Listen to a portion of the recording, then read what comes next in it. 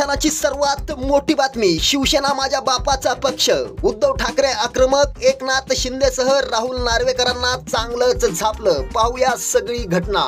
शिवसेना ही आमचीच आहे, व्हीपी आमचाच असणार. शिवसेना हा माझ्या वडिलांचा पक्ष आहे. माझा पाठिंबा 2014 आणि 2019 ला का घेतला असा प्रश्न उद्धव ठाकरेंनी भाजपला विचारला. उद्धव ठाकरेंनी आज मुंबईत महापत्रकार परिषद घेतली. या पत्रकार परिषदेमध्ये त्यांनी शिवसेनेच्या घटनेचे पुरावे दाखवले.